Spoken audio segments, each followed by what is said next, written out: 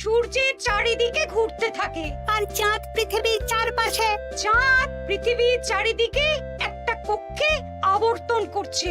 যখন চাঁদ এরকম আবর্তন করতে করতে পৃথিবী সূর্যের যে পাশে অবস্থিত ঠিক তার উল্টো পাশে চাঁদ অবস্থান করে, তখন কি হয়? তখন পৃথিবী থেকে দৃশ্যমান চাঁদ এই সময় সূর্য দ্বারা পূর্ণ গোলাকার চাকতির মতো দেখায়। হ্যাঁ, সেই অবস্থাকেই বলা হয় পূর্ণিমা। আর অমাবস্যা কি? আর যখন চাঁদ আবর্তন করতে করতে পৃথিবী ও সূর্যের মাঝখানে এসে পড়ে, তখন চাঁদের অন্ধকার দিকটা আমাদের চোখে পড়ে, তখনই অমাবস্যা ঘটে। পণ্ডিত মশাই, এবার আমাদের বুঝিয়ে বলুন তো চন্দ্রগ্রহণ কাকে বলে? এটা পরের দিন বোঝাবো, আজ তোদের ছুটি, আমাকেও রাজসভায় যেতে হবে। ঠিক আছে, সে না হয় যান, কিন্তু একটা সহজ প্রশ্ন জিজ্ঞেস করব, কিছু মনে করবেন না তো? কি প্রশ্ন? আমাদের পাঠশালা থেকে চাঁদ বেশি কাছে না রাজসভা? রাজসভা। ভুল পণ্ডিত মশাই, চাঁদ বেশি কাছে। কারণ পাঠশালা থেকে রাতের বেলা খালি চোখে চাঁদ দেখা যায়, কিন্তু রাজসভা রাতের বেলা তো দূর, দিনের বেলাও দেখা যায় না। এই তবে রে, কালকে আয়, মজা দেখাবো, উল্টো পাল্টা যুক্তি দেওয়া।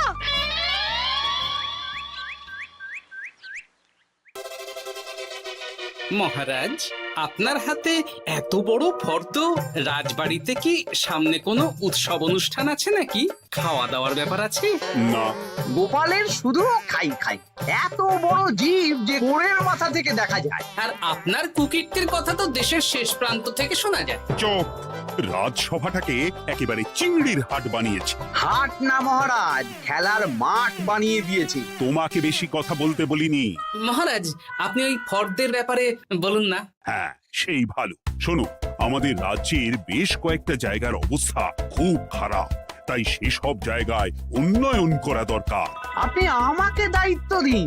বেশ, শোনো তাহলে, আমাদের রাজ্যে যে পাঠশালা আছে সেটার অবস্থা বড়ই খারাপ। চাল ফুটো হয়ে গেছে, এখন একটু হাওয়া দিলেই গাছের পাতা পড়ে। কদিন পরে ঝড় বৃষ্টি হবে, তখন জলও পড়বে। সারানো হবে, আমার চেনা ভালো ঘরামি আছে। উত্তরে যে বড় স্নানের পুকুরটা আছে সেটার জল ময়লা হয়ে গেছে, ওই পুকুর সংস্কার করতে হবে। হয়ে যাবে। আমার কাছে খবর এসেছে দক্ষিণ পশ্চিম গ্রামের রাস্তা খুবই খারাপ, যখন তখন গরুর গাড়ির চাকা ভাঙছে। তাও হয়ে যাবে, আপনি শুধু আমাকে মোহর দেবেন আর আমি সব কাজ সামলে দেব। বেশ,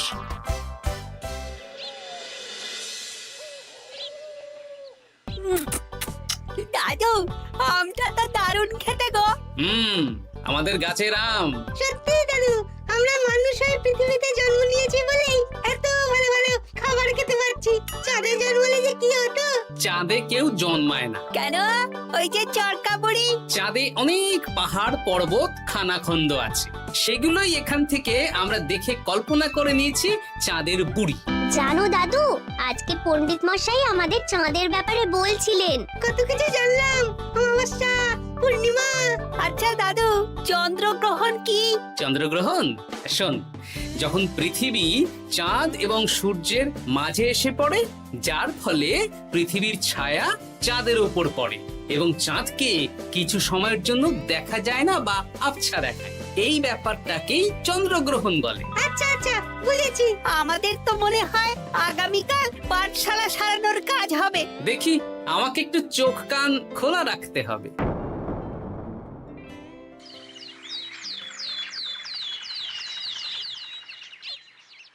কি মন্ত্রী মশাই, কখন কাজ শুরু করব? আরে দাঁড়াও, এই চলে এলো বলে। আমাকে তো যা করার আজকের মধ্যেই করে দিতে হবে। মহারাজের হুকুম, পাঠশালা একদিনের বেশি বন্ধ রাখা যাবে না। আরে না না, পাঠশালা কালকেই খুলে যাবে, শিশুরাই তো আমাদের ভবিষ্যৎ।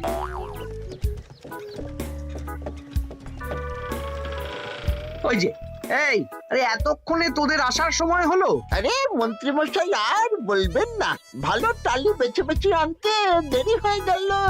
ভালো টালি এনেছিস মানে?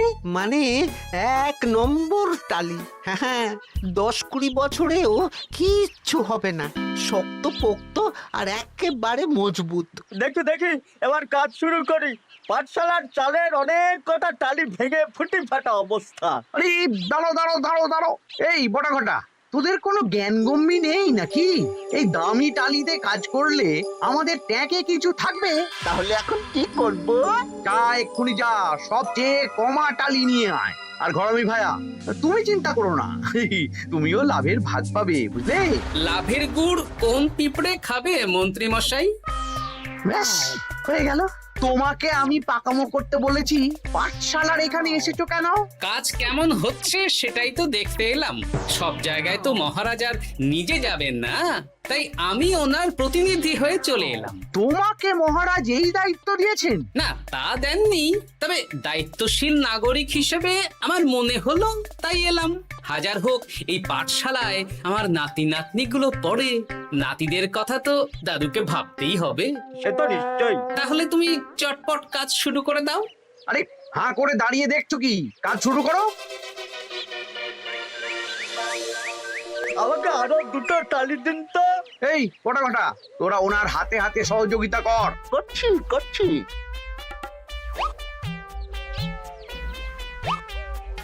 ঠিক আছে, আমি তাহলে চলি।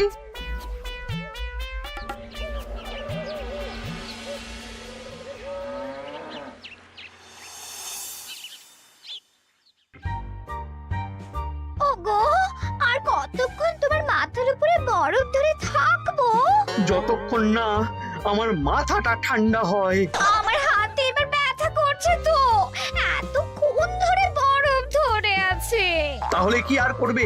ছেড়ে দাও, দেখি একটা জব্বর পরিকল্পনা করতে হবে। কি পরিকল্পনা গো?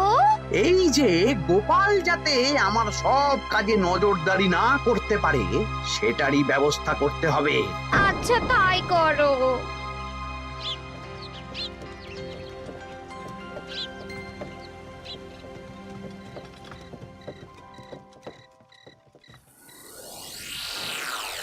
দেখ বটা ঘটা, পাঠশালা থেকে তো আমাদের 5 পয়সাও রোজগার হয়নি। না মন্ত্রী মশাই, গোপাল তো ঠায় দাঁড়িয়েছিল। কারচুপি করার একবারে রাস্তাই নেই। আগামীকাল পুকুর সংস্কারের কাজ হবে। গোপাল যেন ওই পুকুরের আশেপাশে না আসতে পারে, সেটা দেখার দায়িত্ব তোদের। বেশ, তাহলে আমি সকাল সকাল ওই গোপালের বাড়ির আশেপাশে পৌঁছে যাব। গোপাল যখন ওই বাড়ি থেকে বেরোবে অমনি বেটা বিছানায় বসে কাঁদবে। হ্যাঁ, আরে এই তো চাই।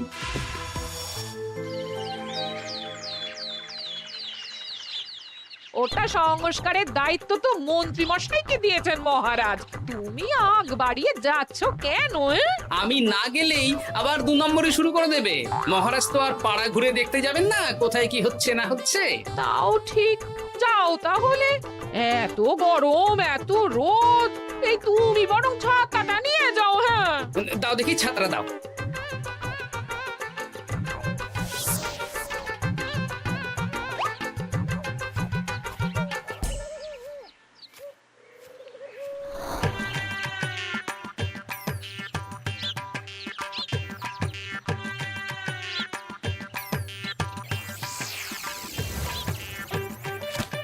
এই কে রে? কে যেন আমার ছাতার উপরে একটা ঢিল মারলো? আকাশ থেকে শিলাবৃষ্টি শুনেছি। ওই দেখ গাছের উপরে। এ তো ঘটা কাকা। এই ঘটা না, না না গোপাল দাদা না।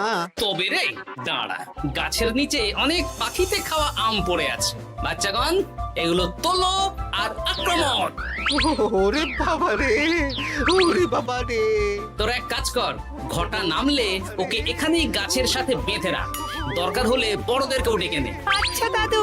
আমি ওদিকে চললাম। আর হ্যাঁ, এই ঘটাকে যদি কেউ বাঁচাতে আসে তাহলে তাকেও। বাবা রে, ওরে বাবা রে।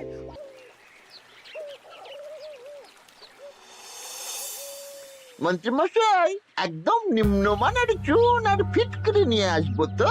হ্যাঁ, একটু পরেই দোকান খুলবে।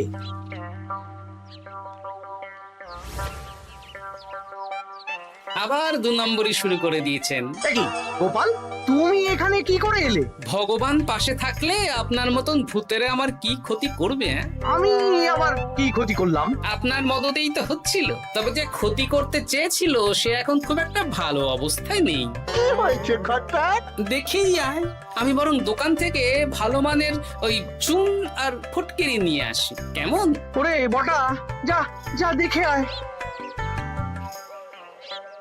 আমাকে ছেড়ে দিন না, আমি তো কিছু করিনি, শুধু একটা ঢিল ছুঁড়েছি, তাতে তো গোপালের কিছু হয়নি। যদি গোপাল দাদার বড় কোনো ক্ষতি হতো তাহলে কি হতো? এটা কি হচ্ছে? তোমরা ঘটাকে বেঁধে রেখেছো কেন? এই ধরো ধরো ধরো, গোপাল দাদু বলেছে ঘটা কাকাকে যে ছাড়াতে আসবে তাকে বেঁধে রাখতে। আমাকে ছেড়ে দাও। আমি তো কিছু করিনি, আমাকে ছাড়ো, আমাকে ছেড়ে দাও। চুপ, তোরা সবাই এই কর্মকাণ্ডে জড়িয়ে আছিস, কোনো ছাড় পাবি না।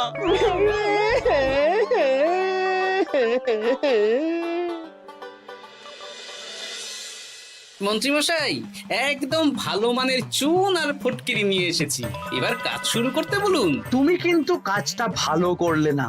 ভালো মন্দ জানি না মন্ত্রীমশাই, এই চুন ফটকিরি ধারে কিনে এনেছি, আপনি দোকানের ধারটা মিটিয়ে দিয়ে আসবেন, কেমন? 10 মোহর 15 আনা হয়েছে। বটা ঘটা কোথায়? ওকে গ্রামের লোকেরা বেঁধে রেখেছে, আপনি যান, আপনাকেও বেঁধে রাখবে। ঠিক আছে, তোমাকে আমি দেখে নেব।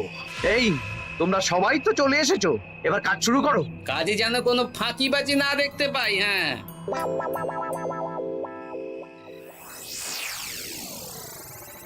একটা কানা করিও গোপাল লাভ রাখতে দেবে না মনে হচ্ছে। এভাবে তো চলতে পারে না। সারা দিন আমাদের বেঁধে রাখলো জানেন। শুধু নুন চিনির জল ছাড়া আর কিচ্ছু খাবার খেতে দেয়নি। খাবার? হ্যাঁ, এই খাবার দিয়েই গোপালকে সাবার করতে হবে। বলুন কিভাবে?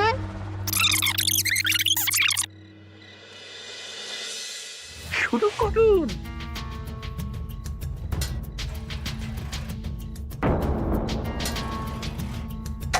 রান্নাঘর থেকে কিসের আওয়াজ হলো না? রান্নাঘরে বেড়াল, যাও গিয়ে দেখো। এ কি? এই বিড়ালটাকে তো আমাদের বাড়িতে এর আগে কখনো দেখিনি। সত্যি তো, একদম সাদা বেড়াল। ও ভাতের হাড়ির ঢাকনাটা উল্টেছে। হ্যাঁ হ্যাঁ, কোনো খাবারে মুখ দিতে পারেনি, বুঝলে? দাও দাও দাও, খেতে দাও, খেতে দাও, গিন্নি খেতে দাও। হ্যাঁ হ্যাঁ, দিচ্ছি।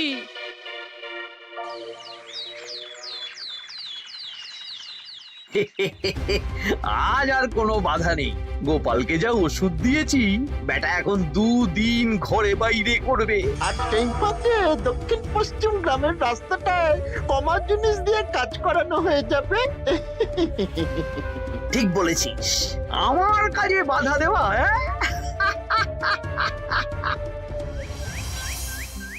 ও গিন্নি, গিন্নি গো, কাল রাত থেকে তো 10-12 বার হয়ে গেল।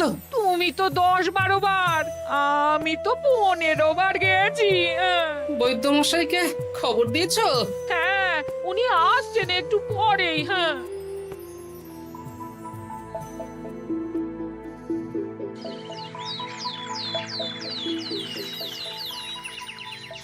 কি গোপাল, তোমার শরীর এখন কেমন আছে? এখন ভালো আছি মহারাজ।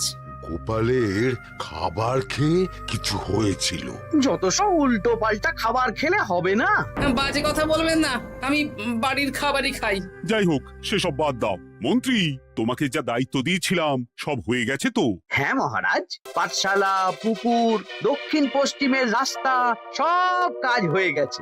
রাস্তার কাজ করে গুছিয়ে লাভ করেছি। তা কাজ কেমন হয়েছে? রাস্তার ব্যাপার জানি না, তবে পুকুর আর পাঠশালার কাজের সময় আমি পাশে ছিলাম। গোপাল, তুমি নিজে থেকে এত দায়িত্ব নিয়ে কাজ করেছো জেনে আমি খুব খুশি হয়েছি। এবার তোমাকে আমি একটা কাজ দেব। কি কাজ?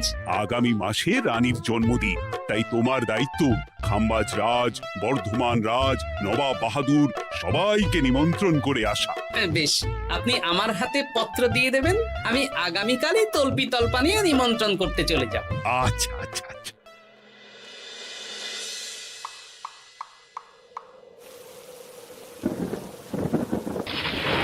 এই তো ঝড় বৃষ্টি শুরু হয়ে গেল, এর মধ্যে তুমি ভিন রাজ্যে রাজ্যে কি করে ঘুরতে যাবে? কেন, গরুর গাড়ি করে? রাজবাড়ির খরচা। আমি তো শুধু আরাম করে বসে যাব, ওখানে গিয়ে খাবো, নিমন্ত্রণ করব আর চলে আসব। বৃষ্টি বাদলার দিন, সাবধানে যেও। হ্যাঁ হ্যাঁ, এ তো কাল বৈশাখী ঝড়, আশা করি কাল সকালে বৃষ্টি হবে না। সকাল সকালে রওনা দেব, বুঝলে?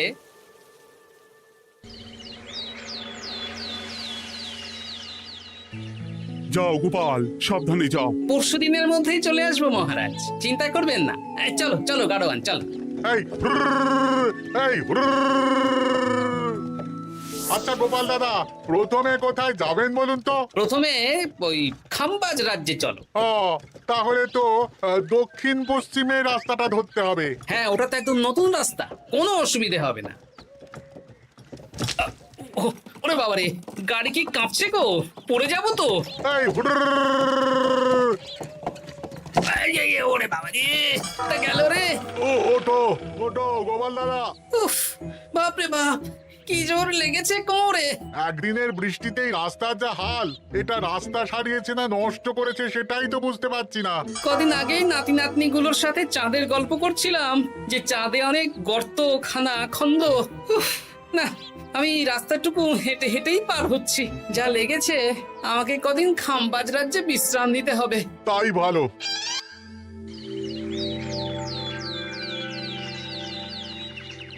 কি দুদিন হয়ে গেল, গোপাল এখনো এলো না। দেখুন গোপাল যা পেটু। মন্ত্রী মশাই, আপনার সব সময় কি গোপালের বিরুদ্ধেই বলতে হবে? তুমি গোপালের হয়ে বেশি বলতে এসো না। শুনেছি আপনি নাকি ওই পাঠশালা পুকুর সংস্কারে কমা জিনিস ব্যবহার করতে গিয়েছিলেন, আর গোপাল ধরে ফেলেছে, তাই আপনার রাগ। বাজে কথা বলো না, ওসব শোনা কথায় কান না দেওয়াই উচিত।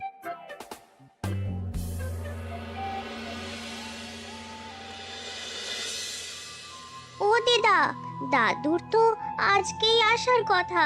আরে এখনো তো এলো না রে, আমার না খুব চিন্তা হচ্ছে। আরেকটা দিন অপেক্ষা করো, যদি দাদু না আসে তাহলে রাজবাড়িতে জানাতে হবে।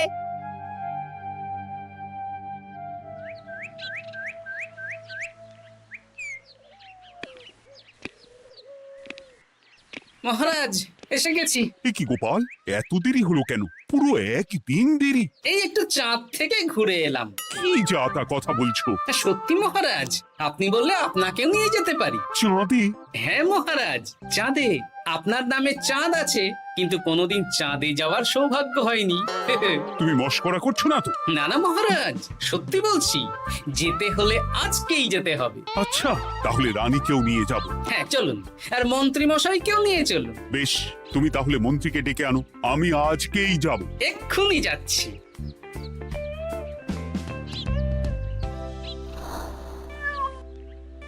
আরে আরে, এটা তো সেই বেড়াল।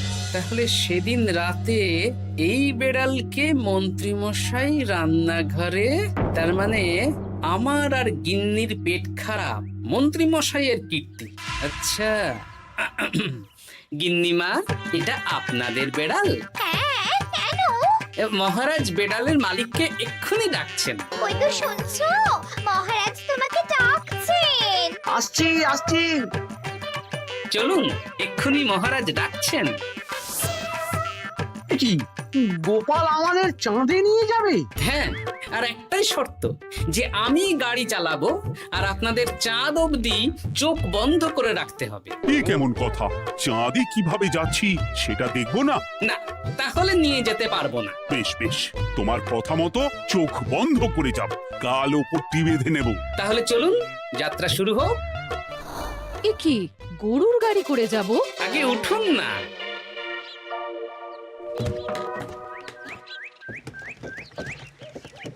আর কতক্ষণ স্থলপথে? এই তো আর একটুখানি, তারপরেই চাঁদে।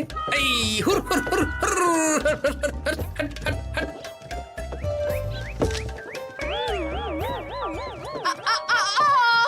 ওরে বাবা গো, মা গো, ওরে বাবারে! ওরে বাবারি, কি লেগেছে রে? ওরে বাবারি! এই দেখুন মহারাজ, রানীমা, চাঁদ। উফ, ফাজলামো করছো? এই ভাঙাচোরা রাস্তায় নিয়ে এসে বলছো চাঁদ? হ্যাঁ মহারাজ, চাঁদেও তো অনেক খানা খন্দ, ভাঙা চোরা চারিদিক। দেখুন, তোমাকে না আমি মেরে ফেলবো এই মস্করা করার জন্য। মারতে হলে মন্ত্রীকে মারুন মহারাজ, কারণ উনি এই রাস্তা কদিন আগে দায়িত্ব নিয়ে সারিয়েছেন। এটা দক্ষিণ পশ্চিমের রাস্তা, একদিনের বৃষ্টিতে এই হাল হয়ে গেছে। মন্ত্রী, তোমাকে আমি ছাড়বো না। মন্ত্রী মশাইয়ের এই কাজটা আমি নিজে দাঁড়িয়ে দেখতে পারিনি, তাই পুরো গোজামিল দিয়েছে।